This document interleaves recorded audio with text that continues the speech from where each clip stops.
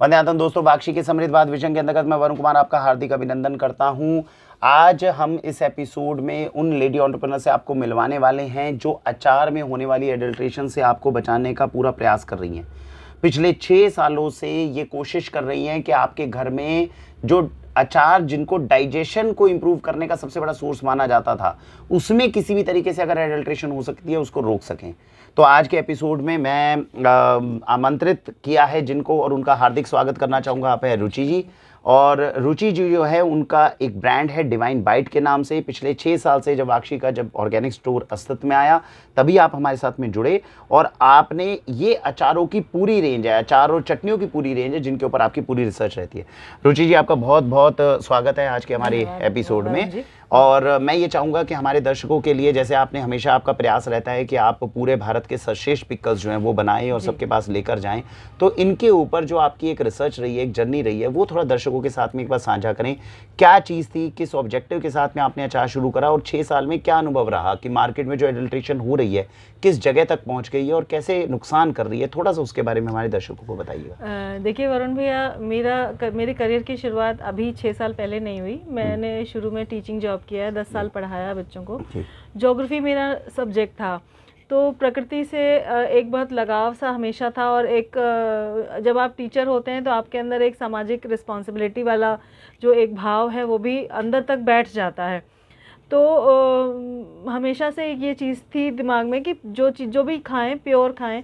फिर वो लेबल पढ़ने की आदत हुई, तो जब लेबल पढ़ के देखते थे तो बहुत सारे प्रिजर्वेटिव्स, केमिकल्स खाने के सामानों में रहे हमेशा दिखाई पड़े। तो अपनी बेटी जब हुई तो मैंने हमेशा कोशिश करी कि यहाँ तक कि मैंने उसको पिज़्ज़ा भी घर में बना के खिलाया। बच्चों को जैसे शौक़ होता है खाने का मैंने कुकिंग क्लासेस किए, खुद सीखा, केक बनाना सीखा। मम्मी घर में खाना बहुत अच्छा बनाती थी, अचार हमेशा मम्मी ने बनाया, तो उनसे ही मैंने अचार बनाना भी सीखा। फिर धीरे धीरे जो है वो ये शौक़ बढ़ता गया, और इत्तेफाकन कुछ समय ऐसा आया कि हम दिल्ली शिफ्ट हुए। हस्बैंड का जॉब दिल्ली शिफ्ट हो गया, तो अब ये था कि बेटी बड़ी हो गई थी तो कुछ काम करना था। तो ये सोचा कि भाई घर से अचार बनाने का काम शुरू करते हैं, क्योंकि कहीं अच्छे अचार बाज़ार में मिलते नहीं थे।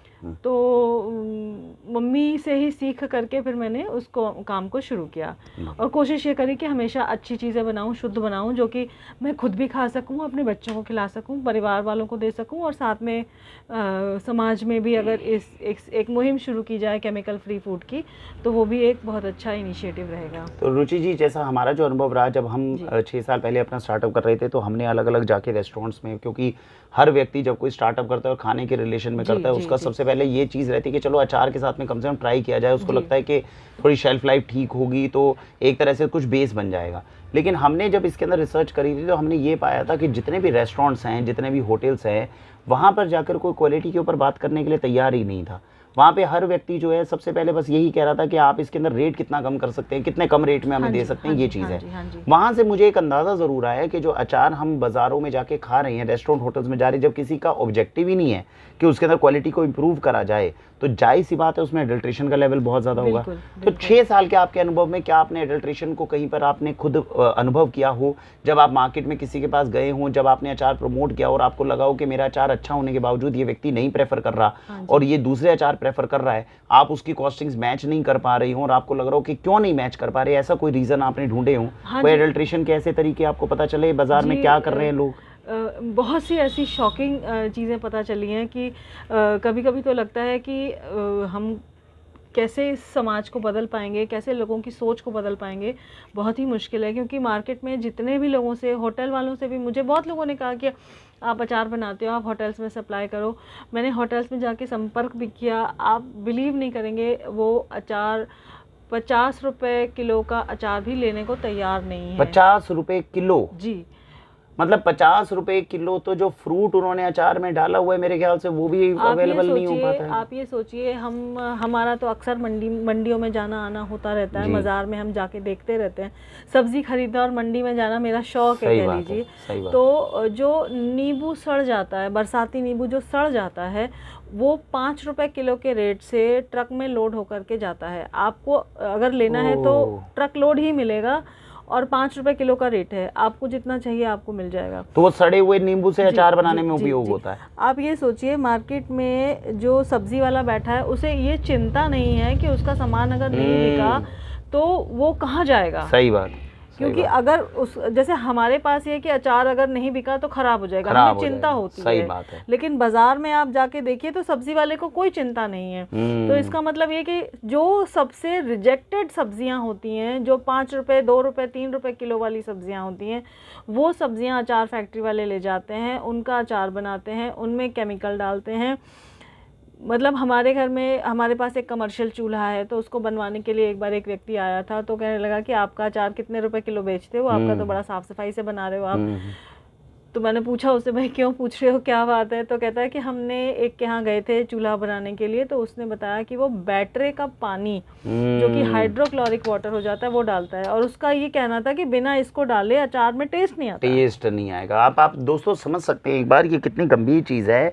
हम जब ढाबों पे जाते हैं, रेस्टोरेंट्स में जाते हैं, आपको किसी ने आम का अचार दिया, उस आम की कई बार अगर फली भी पूरी नहीं मिलती अपने को, हमें लगता है कि चलो हमें तो मसाला ही खाना है, हाँ। तो हम कई बार आम की वो ढूंढते भी नहीं है पूरे फ्रूट को। लेकिन इससे ये चीज आंकलन निकाला जा सकता है कि उसमें एक्चुअल फ्रूट जो वो डला ही नहीं है, केवल केमिकल्स ही इतने डले हैं। केमिकल्स डले हैं। और बैटरी का मतलब आप ये कह रहे जो इन्वर्टर की बैटरीज होती हैं उनके पानी को डाल दिया जाता है कि भैया वो गला ले फ्रूट को। वो गला भी लेगा और वो ऐसा कर देगा कि वो अचार कभी खराब ही नहीं होगा, क्योंकि हैवी प्रिजर्वेटिव, हैवी एसिड डल गया उसमें। एसिड डल गया उसमें, उसका पीएच इतना कम हो गया कि उसमें तो कोई कीड़ा तो क्या, आदमी भी मर जाएगा। तो आप ये समझिए कि जब आप खाते हैं बाजार का अचार, तो जिस अचार को हम डाइजेशन की इंप्रूवमेंट के लिए खा रहे हैं, वो खाने के बाद जब आपके शरीर में जलन हो रही है, that is because of that heavy hydrochloric acid. Hydrochloric acid. तो जो अचार के अंदर सोचिए हाइड्रोक्लोरिक एसिड जो दुनिया का सबसे स्ट्रॉन्ग एसिड है, उसको डाल देंगे तो जलन तो रहेगी पूरी। मुझसे जब मैं स्टॉल्स में जाके अचार की, और सीरियसली मुझसे स्टॉल्स में जाके अचार की सेल लगाती हूँ, तो लोग पूछते हैं ये गले में जलेगा तो नहीं? अब आप ये बताइए, अचार जैसी चीज जो घर में बन रही है वो लोग रूखे खा जाते हैं अचार, वो तो गले में क्यों जलना चाहिए? अचार है, अचार आपने लिया है, ठीक है थोड़ा तीखापन है, लेकिन अचार को अगर मैं रूखा भी खाऊं तो जलन थोड़ी करेगा, जलन नहीं करेगा, वो मेरे जाके डाइजेशन करेगा। एक चीज समझ में आ रही है कि ठीक है थोड़ा तीखापन महसूस कराएगा, लेकिन ऐसा नहीं है कि हमें एसिड जो है वो सब जगह महसूस हो रहा हो, तो इसका मतलब उसमें हैवी एसिड डाले गए, उसमें हैवी एसिड डाले हुए हैं। अब इसकी वजह से आपका प्राइस पॉइंट तो कम हो जाएगा, क्योंकि सड़ी सब्जी डाली, लेकिन सड़ी सब्जी और साथ में एसिड डाल दिया, उसका तो कोई प्राइस ही नहीं है, खराब होगा नहीं वो। सही बात है। तो आपको सस्ता अचार मिल गया खाने को, बेचने वाले को उसके पैसे मिल गए, लोगों को सस्ता मिल गया, स्वाद मिल गया, मतलब दोनों की विन विन सिचुएशन हो गई। अब इसमें हम लोग जैसे हैं कि हम कोशिश करते हैं कि हम अच्छी चीज बनाएं, तो हमारा, क्योंकि हम ओरिजिनल सब्जियां यूज करते हैं। अब देखिए जैसे हमारे पास हमने, चूंकि हमारा नंबर जो है वो ऑनलाइन अवेलेबल है, तो बहुत सारे फैक्ट्री वाले भी हमें संपर्क करते हैं, रॉ मटेरियल देने वाले भी संपर्क करते हैं। तो मेरे पास ऐसे ही किसी का कॉल आया कि आप अपने अचारों में मिर्च डालती हैं, तो कौन सी मिर्च डालती हैं? तो मैंने कहा जी आप बताओ आपके पास क्या सामान है, क्योंकि अपनी बात आप पहले ही बता देंगे तो आपको कोई सही बात बताएगा नहीं। वो हमसे पूछे मिर्च कौन सी डालते हैं, हम कहे आप बताओ मिर्च में क्या डालें, आप बताओ अपनी ऑप्शन क्या है जी। तो उन्होंने हमें ये मिर्च का वो भेजा है, ओलियो रेजिन कहते हैं इसको। ये ओलियो रेजिन ऐसा है कि आप 1 किलो में 1 बूंद केवल इसकी लगेगी, तो आपको मिर्च डालने की जरूरत नहीं है। इसमें ये है कैप्सिकम का ओलियो रेजिन है, ये आप डालेंगे तो आपको कलर डालने की जरूरत नहीं है। और उसके बाद ये है इसमें ये वाला था पेपरिका, ये पेपरिका से जो है वो तीखापन आता है, इससे कलर आता है। और ये है अचार का फ्रेग्रेंस, अचारी मसाला ब्लेंड। आप ये देखिए इसमें लिखा हुआ है अचारी मसाला ब्लेंड। अचार के डिब्बे में आप 2 बूंद ये डाल दीजिए, आपको मसाले डालने की जरूरत नहीं है। सरसों का तेल निकालने के बाद जो खली बचती है, वो खली आप मार्केट में जाके देखिए, गड़ोदिया मार्केट में, वहाँ पर आपको धनिए का पेड़, जीरे का पेड़, मसालों का झाड़ा, ये सारा कुछ मिल जाएगा। यहाँ तक कि आप जो बाजार में सस्ता वाला धनिया खाते हैं, वो धनिया भी धनिया नहीं होता, वो धनिए का पेड़ होता है। कितनी बड़ी चीज है। देखो दोस्तों जो बताने रुचि जी, एक बात को समझिएगा। अब हम क्या करते हैं, मंडी में जाते हैं, कोई आपको आजकल तो आप YouTube पे भी देख रहे हैं, मैं बहुत बार देख रहा था, लोग कहते हैं अश्वगंधा शतावरी थोक के भाव ले जाओ और जड़ी बूटियां ले जाओ। जड़ी बूटियां अब हम कहते हैं कई बार कच्ची हल्दी बाजार से मिल रही है, कुछ मिल रही है, उसके उतने इफेक्ट होंगे, सब बढ़िया होंगे। कहने का मतलब ये उन जड़ी बूटियों के अंदर पहले तो इस चीज को तो निकाल लिया गया, बिल्कुल, जो बिल्कुल। एसेंशियल ऑयल और जो एक्सट्रैक्ट थे वो खींच के बिल्कुल निकाल लिए गए। लिया गया। अब जो बचा है वो तो खोखा बचा है। हाँ। अब उसको आप खोखी जड़ी बूटी को आप कितनी चीजों के अंदर डाल लो, वो आपको खाने में तो पता चल रही है लेकिन उसमें है नहीं। यानी कि जो आप ये कह रहे हैं कि जो हमने अचार बनाने में अभी तक मसाले में बैटरी और एसिड तो डाल दिए, जो आम का फ्रूट या मिर्च डाल रहे हैं उसमें से पहले तो हम एक्सट्रैक्ट निकाल लेंगे। अब वो खाली मिर्च आपने डाली है तो जो औषधीय ताकत उस मिर्च की जानी थी वो तो गएगी नहीं शरीर में। आप अगर बाजार से मिर्च खरीद के लाते हैं अचार में डालने के लिए तो वो मिर्च आपको मिलती है कम से कम 350-400 रुपए किलो, वो भी थोक के भाव में। सही बात है। ठीक है। अब कुछ मिर्चें ऐसी होती हैं जिनका रंग खराब हो गया, कुछ मिर्चें सड़ गई। हाँ। अब वो सड़ी मिर्च मार्केट में नहीं बिकेगी, लेकिन आपने कभी सड़ी मिर्च को कूड़े में पड़े देखा? नहीं होगी, वो अचार में यूज हो जाएगी। वो अचार में यूज। तो दोस्तों इसको कॉन्सेप्ट को हम और थोड़ा सिंप्लीफाई करके आराम से समझ लें, जिसको दोबारा से आप एक बार समझिएगा कि ये क्या चीज़ है और वो क्या है। मैं आपको एक पूरी प्रक्रिया जो है इसकी समझाने की कोशिश करता हूँ, क्योंकि ये मैंने भी पढ़ा था चीज़ें। आप सपोज कीजिए कि आपकी हल्दी है, मैं इसको हम करते हैं कहीं पे, अगर मैं गलत हूं तो करेक्ट करिएगा रुचि जी, कि जैसे सपोज कीजिए अचार बन रहा है, अब अचार के अंदर आपने हल्दी डालनी है, हल्दी डालेंगे तो साबुत हल्दी है, अब साबुत हल्दी के अंदर उसका एसेंशियल ऑयल भी होगा, उसके अंदर उसका मेडिसिनल कंपोनेंट करक्यूमिन भी होगा, उसके अंदर उसकी एंटीऑक्सीडेंट इफेक्टिविटी भी है, 90 रोगों से लड़ने की उसमें क्षमता है। ये काम होगा जो हल्दी को हम पीसकर इसमें डालेंगे। लेकिन हो क्या रहा है बाजार में कि जब अचार बन रहा है तो वो हल्दी डाली नहीं जा रही, उस हल्दी के ऊपर डाला जा रहा है पेट्रोलियम हेक्सेन। जी बिल्कुल। अब वो हेक्सेन डालकर हल्दी के अंदर का जो एसेंशियल ऑयल है, जो ऑयल है वो निकाल लिया जा रहा है, करक्यूमिन जो थोड़ा बहुत है वो निकाल लिया, बची खोखी हल्दी। अब खोखी हल्दी को आप इसमें डाल दोगे और साथ में 1-2 बूंद केवल इस एक्सट्रैक्ट की डाल दोगे। ये एक्सट्रैक्ट बनाने के अंदर खुद हेक्सेन का यूज हो रहा है पेट्रोलियम प्रोडक्ट। आपको हल्दी का पाउडर डालने की जरूरत ही नहीं है। अच्छा, जो मेन मतलब फ्रूट के रूप में हम डाल सकते हैं तो हल्दी का पाउडर वो तो सीधा ये डालेंगे बस, आप इसमें 2 बूंद डाल दीजिए, वो आपका सारा काम हो गया। अब ये जो चीज है, अब आप ये कह सकते हैं कि सर जो सारा मेडिसिनल कंपोनेंट अगर इसमें आ गया, इसकी 2 बूंद डाल दी तो नुकसान। इसका नुकसान ये है कि हल्दी से इसको निकालने के लिए हमने डाला तो पेट्रोलियम हेक्सेन था। बिल्कुल बिल्कुल। उसकी रिफाइनिंग आप कितनी मर्जी कर लो, उसको आप सफाई कितनी मर्जी कर लो, आपकी टेस्ट रिपोर्ट्स में नहीं आएगा, लेकिन वो बॉडी में जाके वो बॉडी के अंदर वो तो अंदर जा चुका है टॉक्सिन। तो ये टॉक्सिन्स हैं जो जा रही हैं। मेरे ख्याल से ये सेम चीज हींग में भी यूज होती होगी कभी आपने, क्योंकि मैं हींग पे रिसर्च कर रहा था 1-2 महीने पहले। हमारे पास जो हींग आती है, हम तो ये मतलब मैंने तो ये कि अब डायरेक्ट इंपोर्टर से हम हींग लेते हैं, जो कि मार्केट में अगर आप जाइए तो 26 से 27 हजार रुपए किलो की हींग आती है। मेरी एक मतलब टकरा जाते हैं लोग ऐसे, उन्होंने मुझसे कहा कि आपको सेम क्वालिटी की हींग हम आपको 1,500 रुपए किलो में दे देंगे। 26,000 वाली 1,500 रुपए में हींग मिल जाएगी? जी जी, 1,500 रुपए में दे देंगे। मतलब मेरी हिम्मत नहीं पड़ी मैं दोबारा उनसे बात तो वो मतलब वो फिर हींग की क्वालिटी, मतलब वो इस तरह के ऑयल्स डाल के केमिकल आता है, हींग का केमिकल पूरा ही केमिकल आएगा। हींग का पूरा केमिकल आता है, उसमें आपको ना तो ऑयल है ना उसमें उसका पेस्ट है, कुछ भी नहीं है।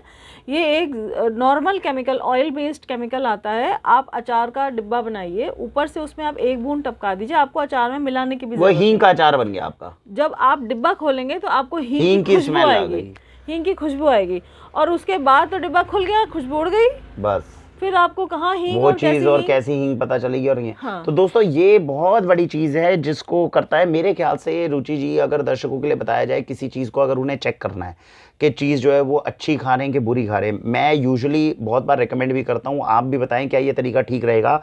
अगर ये अचार है और ये हम कह रहे हैं कि सुरक्षित अचार है, कोई व्यक्ति अगर इसको रूखा खा ले और कोई बाहर वाला रूखा खा ले 1-2 चम्मच, तो मेरे ख्याल से एक डिफरेंस समझ में आएगा लोगों को कि भाई जो असली अचार है वो आप रूखा भी खा सकते हो। नींबू के अचार हैं, आम के अचार हैं, वो हम रूखे भी चूस सकते हैं, खा सकते हैं, वो नुकसान नहीं करने चाहिए। जबकि बाजार का अगर आपने उतना अचार खाया और अगर आपको एसिडिटी और जलन होगी तो आप समझ लीजिए कि उसके अंदर कितना वही सारे जो केमिकल्स हैं। तो आप जो हमारे दिल्ली में जो सबसे बड़ी अचार की कंपनीज हैं जिनका अचार के हर दुकान में मिलता है, आप उनके अचारों को खाइए तो आपके गले में जलन महसूस होगी। पहली बात तो आप अगर अचार खा रहे हैं और घर के मसाले शुद्ध मसालों से बना हुआ है तो वो उसमें जलन क्यों हो रही है। आप हमारे हाथ के बने हुए अचार खाइए। हमारे हाथ के बने हुए अचार खा के अगर कोई कह दे कि जलन हो रही है तो आप जो कहेंगे मैं हार जाऊंगी। तो दोस्तों ये एक मेजर चीज़ है। अचार को बनाने के अंदर हम ये समझ रहे हैं बहुत सिंपल प्रक्रिया होती है जहाँ तक मुझे लगता है। एक ओरिजिनल फ्रूट डालना है आपको ओरिजिनल मसाले डालने हैं, ओरिजिनल तेल, नमक, ये सब आपने डाला और मेरे ख्याल से तैयार हो जाता है। लेकिन इस प्रक्रिया से कॉस्टिंग आती है जो एक नेचुरल चीज़ की है। दूसरी एक और भी बहुत बड़ी चीज़ मैंने नोटिस करी है जो कि मुझे हमारे यहाँ जैसे सब्जी काटने के लिए जब लेबर आती है तो वो लेबर कॉन्ट्रैक्ट लेबर होती है। वो लेबर सभी फैक्ट्रियों में जा रही है, हमारे यहाँ जो लेबर मिर्ची काटने के लिए आई, उसने कहा कि जी हम तो बिना धुली मिर्ची काटेंगे, हम धो के मिर्ची नहीं काटेंगे। अच्छा, ये फर्क पड़ता हाँ। है। जब इतनी चीजें कर रहे हैं तो धोने का सब्जी होगा क्या? हाँ, वो हम क्यों धो के नहीं काटेंगे कि धोने से क्या होता है ना, मिर्च का जो कैप्साइसिन होता है, जो तीखापन होता है, वो बहता है। तो कहते हैं हमारे हाथ जलेंगे, हम नहीं काटेंगे। हमने कहा भैया हम तो बिना धुले कटवाएंगे नहीं। उसका नतीजा ये हुआ कि हम सिर्फ 10 किलो मिर्च लाते हैं और हमारे पास जो स्टाफ है हम उससे बैठ के कटवाते हैं, भैया जितना तुम काट सकते हो उतना ही काटो, हमें बल्क में लाना ही नहीं है। सही बात है, सही बात है। लेकिन हमारी पूरी मिर्चें धुलेंगी, सूखेंगी, उसके बाद ही कटेंगी। तो एक ये बहुत बड़ा फैक्टर है कि जो फैक्ट्रियों में अचार बन रहा है वहाँ पे सब्जियां धुल भी नहीं रही हैं ढंग से। और जहाँ तक मुझे समझ में आता है दोस्तों, एक चीज़ और इम्पोर्टेंट, ये तो हम बहुत पहले भी वीडियोस में बता चुके हैं, बाजार के अंदर जब अचार आप खाते हैं बहुत तीखा, उसका एक कलर ही अलग आपको महसूस होता है। वो कलर आता है इससे, ये कैप्साइसिन ओलियोरेजिन। आप एक ड्रॉप इसको कहीं, कोई मुझे प्लेट दीजिए तो मैं आपको ड्रॉप डाल के दिखाती हूँ। जी जी जी भैया, देखो एक बार। तो दोस्तों ये अभी रुचि जी ने देखिए पेपर के ऊपर जो है इनको निकाला है, ओलियो रेजिन को दिखाइएगा एक बार रुचि जी। ये देखिए, ये देखिए, ये ओलियो रेजिन है। ये वाला जो है ये कलर के लिए डाला जाता है। आप ये देखिए, इसमें एक बूंद से भी कम डाला है और इसका कलर देखिए एकदम जो आम के अचार का जो मार्केट में जो brands, so called popular brands मिलते हैं, उनका यही कलर होता है। और ये है तीखेपन के लिए, ये है पेपरिका और ये है कैप्सिकम। और दोस्तों ये जो आर्टिफिशियल कलर अभी दिखा रहे हैं रुचि जी, मैं आपको एक और तरीका बताता हूँ। देखो मेरे हाथ में गुलाब जल की शीशी है पूरी, ये पानी से बहेगा भी नहीं। हाँ। ये जो है ना, अगर आप देखोगे ये देखो, ये पानी से बहना ही बड़ा मुश्किल है। ये ऑयल आर्टिफिशियल कलर डाइज जानते हैं कौन सी है? मैं बहुत बार आपको वीडियोस में बता चुका हूँ। होली के अंदर अगर आपको इसका चखना हो तो होली के अंदर जो हम केमिकल डाई जो केवल इतनी सी आती है, पानी में घोलते हो, पूरे पानी में घुल जाती है और नहा लेता है व्यक्ति और उतरती नहीं है। हाँ जी, बिल्कुल। ये एक्चुअल वो डाइज हैं जो कलर में, आर्टिफिशियल कलर फ्लेवर्स में आप यूज कर रहे हो। बहुत बार बच्चे गलती करेंगे, कहेंगे यार एक बूंद तो डलता है, क्या नुकसान कर देगा। तो उसको कम से कम जब होली का त्योहार आए तो वो आर्टिफिशियल कलर डाई जो है इतनी सी हाथ में लेकर पानी में घोलकर उस पानी को डालिए और फिर देखिए कि वो आर्टिफिशियल, और फिर सोचिएगा क्या ये बूंद मैं खा सकता हूँ। जो पूरी की पूरी बाल्टी के पानी को इतना रंगीन करने के बाद आप साबुन से हटा हटा के उसको ना हटा पाएं, सोचिए कितना भयंकर केमिकल होगा जो डलता है हमारी चीज़ों में। और सबसे बड़ी समस्या ये है दोस्तों कि जो खाने की उत्पाद आप लोगों के लिए बना रहे हैं, ऑर्गेनिक एक बहुत अलग चीज़ है। हम कोशिश कर रहे हैं कि चलिए भारत का सर्वश्रेष्ठ भोजन आपके लिए बनाएं। समस्या ये आ रही है अभी तो भोजन ही नहीं मिल रहा। हाँ। अभी तो मार्केट में आप ऑर्गेनिक तो छोड़ दीजिए कि आपको ऑर्गेनिक खाना है, वो पता नहीं हम भी पूरा बना पाएंगे, नहीं बना पाएंगे, कितना कर पाएंगे। जो बनाने वाला है वो ये सोचे तो सही कि मैं जो बना रहा हूँ किसी के खाने के लिए उपयोग होना है। अभी तो हम ये समझ रहे हैं कि बैटरी का पानी डल रहा है, आर्टिफिशियल कलर फ्लेवर्स डल रहे हैं, गली हुई गंदी सब्जियां डल रही हैं उसके अंदर, आपके उसके अंदर जो ये आर्टिफिशियल कलर डाइज डल रही हैं। कोई व्यक्ति अगर एक बार सोचेगा कि मैं किसी के खाने के लिए बना रहा हूँ तो वो सोच ही नहीं सकता ये कर रहा हूँ। उसके दिमाग में केवल ये है कि मेरी ये चीज़ बिककर 2 पैसे मेरे पास आ जाए, बस इससे ज़्यादा मेरा ऑब्जेक्टिव है ही नहीं। मैं अभी आपको क्या बताऊं, मैं किसी एक सरकारी संस्थान में गई थी, नाम नहीं लूँगी क्योंकि नहीं लेना चाहिए ऐसे। तो उन्होंने मुझसे कहा कि देखिए जी हमारे पास तो सस्ता वाला अचार लोग मांगते हैं, आप इतना महंगा बनाते हो, हमारे यहाँ बिकेगा नहीं। सही बात है। तो ये फ़र्क पड़ जाता है, कॉस्टिंग्स का फ़र्क पड़ जाता है। और इसीलिए मैं आप सबका भी धन्यवाद करूँगा कि आपने वाक्षी हुकम से आशीर्वाद दिया है। हम कभी भी कोई प्रोड्यूसर आता है तो हम कॉस्टिंग का बैरियर नहीं लगाते, हम सिर्फ उनसे ये पूछते हैं कि जो चीज़ आप दे रहे हो वो उसका मूल्य जो है वो उसके हिसाब से वाजिब है कि नहीं है। अगर कोई व्यक्ति महंगी चीज़ भी बना रहा है वो हम अपने स्टोर के थ्रू आप तक पहुंचाने की कोशिश करते हैं। हमें सिर्फ ये वेरिफिकेशन करनी होती है कि वो चीज़ महंगी है तो क्या उसका मूल्य महंगी होने के नाते जो है उसके अंदर वो वर्थ है कि नहीं है। अगर वर्थ है तो वो महंगी चीज़ भी आप तक पहुँचाई जाए। और मैं आपको सही बता रहा हूँ, अगर आप वाक्षी की वीडियोज़ देखते हैं या वाक्षी के चैनल को प्रेफर करते हैं तो आपका भी तरीका ये होना चाहिए। कोई चीज़ आई 400 रुपये किलो है, 500, एकदम डर मत जाइए। 500 रुपये किलो, आराम से धैर्य से ये पूछे भाई 500 रुपये किलो ले लो, कोई बात नहीं, लेकिन उसमें डाला क्या है, उसमें वो चीज़ उसकी वर्थ है कि नहीं है, ये चीज़ चेक करिए। तो अगर उसको हम आराम से समझेंगे तो हम कम से कम ऐसे अच्छे लोगों को मार्केट में आने का एक मौका देंगे जो कुछ अच्छा बनाना चाह रहे हैं। वरना ये चैलेंजेस जो अभी रुचि जी बता रही हैं, जो रेस्टोरेंट्स वाले हैं, स्कूल वाले हैं, जब इन लोगों से बातचीत करेंगे और कोई अच्छा बनाने वाला उनके पास जाएगा, 2 बार जाएगा, 3 बार जाएगा, कहेगा जब मार्केट में कोई मांग ही नहीं रहा अच्छा, तो मैं अच्छा बनाऊं क्यों। तो ये चीज़ है। आते हैं अपने दूसरे कालांश में रुचि जी। अब जैसे ये हमने चीज़ समझी कि हमें समझ में आया मार्केट के अंदर एडल्ट्रेशन किस लेवल पे जा चुकी है, और ये बात भी है जब कोई सब्जी फ्रूट्स वही नहीं दे रहा हमें अच्छा, तो जाहिर सी बात है अचार के ऊपर तो कौन फोकस करेगा। इसीलिए लोगों ने अचार खाने बंद भी कर दिए।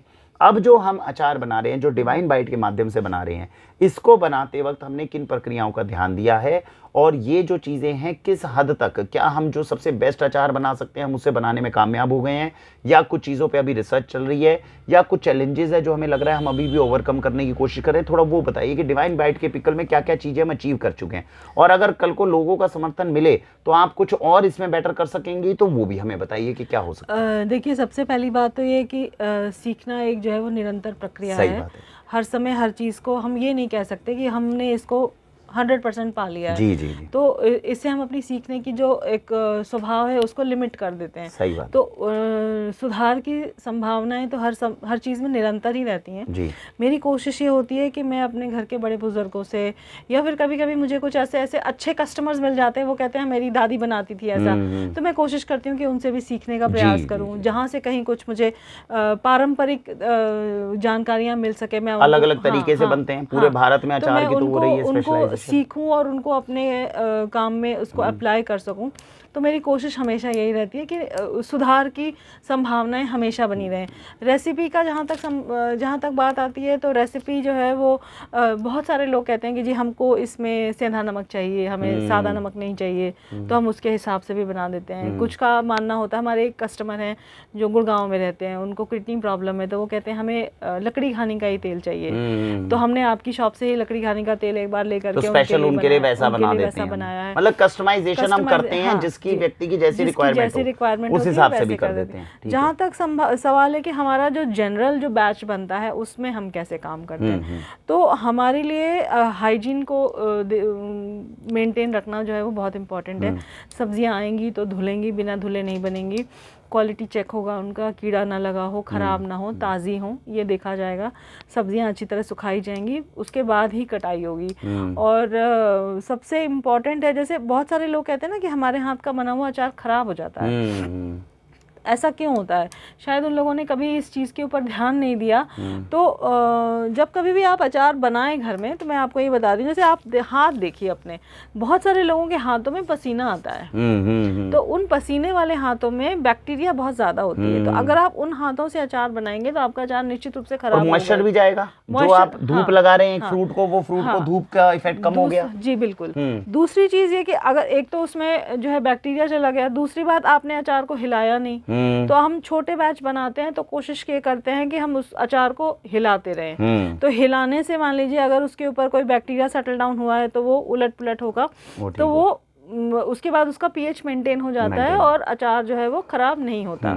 अचार दूसरा एक और बात है कि अचार जब भी बनाया जाए तो उसका ढक्कन एकदम से बंद करके ना रखा जाए, क्योंकि अचार में गैसेस फॉर्म होती हैं, तो वो गैसों का रिलीज होना बहुत ज़रूरी है। अगर वो गैसें बाहर नहीं निकलेंगी तो आप कैसे भी अचार बनाइए, आपका अचार निश्चित रूप से खराब होगा। तो वो पहले भी ऐसे ही होता था कि जो बर्तन होते थे वो एयर टाइट कंटेनर में नहीं रखते थे अचार को, कपड़े से खुले में रखते थे, कपड़े से ढक के रखा जाता था जी।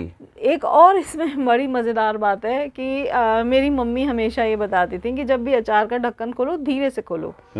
कारण क्या है कि अचार में से भाप निकलती है जी। वो भाप ऊपर ढक्कन पे इकट्ठी हो जाती है, वो भाप भी अचार के अंदर नहीं जानी चाहिए। अच्छा जी। ओके। तो वो ये सारी चीज़ों को अगर आप मेंटेन करते हैं तो आप ये मेंटेन तभी कर सकते हैं जब आप छोटा बैच बनाएं। बड़े बैच में तो ये संभव ही नहीं है। तो हम कोशिश ये करते हैं कि हम छोटे बैच में अचार बनाएं और इन चीज़ों को, इन फॉर्मूलों को मेंटेन करके रखें ताकि हमें प्रिजर्वेटिव डालने की ज़रूरत ना पड़े। धूप लगाना बहुत ज़रूरी है अचारों को। हम नमक से उसको प्रिजर्व कर सकते हैं, लेकिन अब यह है कि हम बहुत नमक भी नहीं डाल सकते क्योंकि फिर वो खाया नहीं जाएगा आपसे। आजकल हेल्थ की प्रॉब्लम्स भी होने लगी हैं तो लोग नमक भी बहुत ज़्यादा अवॉइड करते हैं। तेल भी है कि लोगों को ये होता है कि भाई बच्चों को टिफिन में अचार देना है तो तेल बहेगा तो फिर वो ज्यादा तेल नहीं डाल सकते। पहले तो होता था कि जब हम घर में रखते थे तो अच्छे से तेल से कवर कर लेते थे, उसमें तेल अच्छा रहता था, तो एक प्रिजर्वेटिव का काम करता था। जी बिल्कुल। लेकिन अपने अचारों में हम इतना हाई तेल नहीं रख सकते, फिर वो नहीं तो निकल के बहेगा या दिक्कत आएगी। क्योंकि आजकल हमारे पास जो वर्किंग मदर्स हैं उनका ये फीडबैक होता है कि भाई तेल टिफिन में से बहता है तो हमें जो है वो सूखा अचार ज्यादा चाहिए, तो हमें सूखा भी रखना है, उसके लिए धूप लगानी है। तो कोशिश यही होती है कि हवा लगाएं ज़्यादातर, उसको प्रिजर्वेटिव का इस्तेमाल ज़्यादातर संभावना हो कि ना करना पड़े हमें, और चीज़ें भी अच्छी बन के निकलें। तो ये दोस्तों ये एक बेसिक चीज़ है जो डिवाइन बाइट के पिकल्स में आपने समझी है, और जो क्योंकि हम 2-3 साल से प्रमोट कर रहे हैं। एक चीज़ हो गई कि जो फ्रूट जो डाला गया, अगर आम है, मिर्ची है, तो वो एग्जैक्टली ओरिजिनल हो, अच्छे है, हाइजीन के हिसाब से अच्छी हो, नेचुरल में हो, उसके पीसेस चेक करके ढंग से डाला जाए, ये इंपॉर्टेंट हो गया। दूसरी इंपॉर्टेंट जितनी स्पाइसेस हैं वो सारी आपने कहा कि सारी ओरिजिनल नेचुरल स्पाइसेस को यूज़ किया जाता है। बल्कि आप तो ये भी बता रहे जो हल्दी आप यूज़ कर रहे हैं उसमें करक्यूमिन लेवल तक आप जांच करवाइए आपने कि करक्यूमिन का लेवल उसका अच्छा हो। हमारी हल्दी जब गीली होती है तब उसका 5 करक्यूमिन है जी, और उसको अगर ड्राई में आप करिए तो 7% तक करक्यूमिन है। तो अचारों के अंदर अपनी तरफ से कोशिश पूरी है कि जितनी भी चीज़ें स्पाइसेस यूज़ हों वो सबसे हाई क्वालिटी की और बेस्ट कैटेगरी की स्पाइसेस यूज़ हों। ऑयल्स जो है वो आपके नोन पर्सन से आ रहे हैं, तो आप कम से कम ये गारंटी है कि भैया पाम ऑयल या एडल्ट्रेशन वगैरह नहीं हो सकता है। ये सारी चीज़ों का ध्यान रखा जा रहा है। बस एक चीज़ थी जिसके ऊपर आपने बताया। देखिए दोस्तों, इसको हमें समझना होगा कि अचार को प्रिजर्व करने के हमारे पास में 4 ही तरीके हैं। पहला तरीका हो गया उसके अंदर या तो हम ऑयल का क्वांटिटी बढ़ाएं, या उसके अंदर नमक, प्रिजर्वेटिव काम करता है, नमक को बढ़ा दें, या फिर हम तीसरा उसके अंदर धूप पूरी अच्छे से लगा दें तो शायद उसके बचने के चांसेस बन जाएं। और चौथा इंपॉर्टेंट चीज़ जो आती है वो आती है हमारे पास में कि नहीं तो फिर प्रिजर्वेटिव डालना पड़ेगा। अब ये पहली 3 चीज़ें कमर्शियल पर्पज के अंदर यूज करने में थोड़ी सी हिंड्रेंस आती है। एक चीज़ इसमें और आती है भैया कि अगर आप विनेगर डालें, हाँ, सिरका विनेगर डालें तो विनेगर जो है वो पेट्रोलियम प्रोडक्ट है। अगर आप सिंथेटिक जी सिंथेटिक विनेगर वो आपको सेहत के लिए नुकसान कर सकता है, तो विनेगर्स भी नहीं डाल सकते हैं, ये बात है। तो दोस्तों अब इस बात को समझिए कि तेल ज्यादा इसलिए नहीं डल सकता, जैसे इन्होंने बताया कि पहले क्या होता था, घरों के अंदर हम रखते थे तो बिना प्रिजर्वेटिव के वो तेल से और नमक से उससे हम ढक सकते, डूबे रहते थे, तो हम उसमें से अचार अलग निकालते थे और तेल भी अच्छा रहता था, शरीर में लोग खाते ही थे, तो कोई दिक्कत नहीं है। आज हम इन बॉटल्स के अंदर उस तेल की क्वांटिटी नहीं बढ़ा पा रहे, तो हम उसको तेल से प्रिजर्व करने में कामयाब नहीं हो पाएंगे। नमक हम हद से ज्यादा बढ़ा नहीं सकते, किसी को हार्ट की दिक्कत है, बीपी की दिक्कत है, वो चीज प्रिजर्व नहीं कर सकता, टेस्ट भी पता नहीं मदद करेगा कि नहीं। तीसरी चीज धूप है। अब मेरे ख्याल से जो गर्मियों के अंदर है, अगर हम इसमें गर्मियों के अंदर ही बैच को केवल तैयार कर लें, कभी आपने ऐसा ट्राई किया कि केवल धूप के मैंने किया है ऐसा ट्राई, और जो गर्मियों में बैच बनता है उसमें प्रिजर्वेटिव डालने की जरूरत नहीं पड़ती है। तो दोस्तों ये एक पॉइंट है कि अगर हम सब मिलकर समर्थन करें और गर्मियों का जो बैच बनता है उसमें प्रिजर्वेटिव डालने की जरूरत ना पड़े, क्योंकि अभी देखिए परसेप्शन की बात है। अब अगर यहाँ पे मई का कोई बैच का आपने बनाया और कोई व्यक्ति वो दिसंबर में ले रहा होगा तो वो मना कर देगा, वो कहेगा मई की बैच का बना हुआ है। अब यहाँ पे एक लॉजिक है जो हमें ऑर्गेनिक में समझनी चाहिए कि मई का बना हुआ अचार अगर वो दिसंबर में ले रहा है, ज्यादा सुरक्षित होने के चांसेस है, प्रिजर्वेटिव फ्री होने के चांसेस है। जबकि वो अगर जुलाई या अगस्त का लेगा तो नुकसान हो सकता है, क्योंकि बरसातों के समय पे अचार बना होगा। तो ये कुछ चीजें हैं टेक्निकल, जिनको समझाने में भी समय लगाना चाहिए, समझने में भी समय लगाना चाहिए। और बात है तो कोशिश हम ये करेंगे, इसको हम बार बार अपने जितने दर्शक हैं वहां तक कम्युनिकेट करेंगे। आप इस बार गर्मियों में, क्योंकि अब शुरू हो रही है, मई जून के अंदर बढ़िया अचार कोशिश करते हैं उसको बिना प्रिजर्वेटिव के डालना ही ना पड़े। हमें बरसातों में मजबूरी है, सर्दियों में मजबूरी है, लेकिन गर्मियों के अंदर हम एक बिना, गर्मियों में तो देखिए छोटे बैच बनते हैं, जैसे 10 किलो का बैच भी अगर हमने बनाया तो वो आराम से उसको हिलाने में हमें दिक्कत नहीं होती है। तो दोस्तों इस बार अगर हम इतना सब कुछ कर ही रहे हैं तो चलिए एक प्रण लेते हैं, कोशिश करते हैं कि मई जून का जो बैच है जो भरी गर्मी के अंदर हम एक बनाएंगे, उसमें बिना प्रिजर्वेटिव डाल के देखते हैं। लेट अस जस्ट ट्राई कि वो जो हम इतना भी 20, 25, 30 किलो अचार बनाते हैं, दर्शक भी हमें सपोर्ट करेंगे और उसमें हम एक अलग से ऊपर एक स्टिकर छोटा लगा देंगे कि इस बार हमने प्रिजर्वेटिव नहीं डाला, मतलब लेबल तो हमारा बना हुआ है बट हम डाल देंगे कि दिस मई का अचार है और इसमें प्रिजर्वेटिव नहीं डाला, ऐसा स्टिकर लगाकर, और फिर हम आपको खिलाते हैं। अगर हम उस चीज में कामयाब हो जाते हैं, है ना, 2-3 महीने तो मेरे ख्याल वैसे भी अचार सेफ रहता है, तो उस चीज को हम ट्राई करते हैं और धीरे धीरे मिलकर आगे बढ़ते हैं। तो दोस्तों ये आज की जो बेसिक चीज थी उसके अंदर हमने आपको चैलेंजेस बताए थे कि जो आज के समय में अचार भी अगर आप तक प्योर लेकर आना है तो वो कितना मुश्किल काम है। और heads off to you, to your efforts Ruchi ji के इस माध्यम से। और इस चीज को आप इतना समझ सकते हैं दोस्तों कि मेरे यहाँ पे जब लोग लेकर आते हैं अचार के, सर हमने ऑर्गेनिक अचार बनाया, बढ़िया अचार बनाया है, बहुत बार तो मैं उसको देखकर इसी बात पे रिजेक्ट कर देता हूँ क्योंकि वो अचार प्लास्टिक कंटेनर में लेकर आ जाते हैं। अब अचार आप जानते हैं कि उसमें मतलब इतना हाई स्पाइस कंटेंट है, इतना हाई उसमें है, तो प्लास्टिक के साथ में डलकर तो it will simply result into cancerous product, तो वहां पर उसको प्रेफर नहीं किया जा सकता है। इसीलिए कांच की बोतल के अंदर अचार जो है, हमसे कई बार लोग पूछते भी हैं कि भैया प्लास्टिक में कौन सी है, जो आपका हनी हो गया, आपका जो भी हाईली कॉन्सेंट्रेटेड शुगर या कुछ भी, अगर शरबत है आपके तो शरबत आप प्लास्टिक के अंदर जो है रोकने की कोशिश करिए। भैया एक चीज़ ये मतलब हमेशा अपनी एज अ कंपनी हमने इस चीज़ को फॉलो करने की कोशिश करिए कि हम प्लास्टिक को जितना ज़्यादा से ज़्यादा एलिमिनेट कर सकें। यहाँ तक कि हमारी जो पैकिंग जाती है, जैसे हमारी आउट स्टेशन पैकिंग जाती है, तो पैकिंग हमने पूरी गत्ते की पैकिंग है हमारी, उसमें हमारी बबल रैप भी हम नहीं लगाते हैं कि हम जितना ज़्यादा, देखिए हम मदर नेचर को अगर हम माँ होकर के अगर जैसे हम अपने बच्चे की सुरक्षा का ध्यान रखते हैं, वैसे हमें अपनी मदर अर्थ का भी ध्यान रखना है। तो हम उस पॉलीथीन को भी एलिमिनेट करते हैं कि हमको बबल रैप नहीं लगाना है, तो हम गत्ते की पैकिंग ही करते हैं, और इतनी फूल प्रूफ पैकिंग है कि आप उसको ऊपर से नीचे गिरा दीजिए, बॉटल नहीं टूटेगी। तो दोस्तों हर चीज़ के प्रोस एंड कॉन्स हैं, लेकिन मैं मुख्य रूप से आपको बता रहा हूँ कि प्लास्टिक को हम जितना अवॉइड कर सकें उतना अच्छा। अदरवाइज कम से कम अचार में, शहद में, शरबत में हाईली शुगर या हाई सॉल्ट कंटेंट अगर किसी भी चीज़ में रहता है, ऑयल कंटेंट्स बहुत ज़्यादा हाई रहते हैं, वहाँ पर जाकर कहीं ना कहीं हमें प्लास्टिक को कम से कम अवॉइड करना चाहिए, क्योंकि सीधा सीधा इम्पैक्ट हमारी हेल्थ के ऊपर बॉडी के ऊपर डाल सकता है। माइक्रो प्लास्टिक जाता ही है बॉडी के अंदर। तो दोस्तों ये सारी चीज़ें जिसके माध्यम से जितनी अच्छी कोशिश हो सकी वो अचारों को बनाने की कोशिश की जा रही है। हमें उम्मीद है कि आप रुचि जी को सपोर्ट करेंगे और डिवाइन बाइट की जो पिकल्स वाक्षी पे अवेलेबल हैं इनको अपने घरों के लिए प्रेफर करेंगे। हमारी संस्कृति के अंदर राय पूरी दुनिया में, मेरे ख्याल से भारत के अलावा शायद ही कोई देश है जहाँ पे इतनी तरह के अचार जो है वो बनते हों। लोगों को पता ही नहीं है दूसरे देशों को अचार बनने का क्या है प्रक्रिया। तो भारत की एक अनुपम संस्कृति रही है, उसका हम जो है अपने बच्चों तक जो है उसको आगे पहुँचाएंगे और अच्छे अचार जो है वो अपने घर में मंगवा कर उनका यूज़ करेंगे ताकि ये बेनिफिट्स भी सारे आप तक पहुँचे। कुछ और कहना चाहेंगे आप दर्शकों से? बस यही है कि सस्ता मत खाइए, अच्छा खाइए और अपनी सेहत बनाइए। सस्ता नहीं होनी चाहिए चॉइस, अच्छा खाना क्या मिलता है उसको कम से कम चूज करके हम अपने लिए लेकर आएंगे। इसी के साथ भारत वंदे मातरम। वंदे मातरम।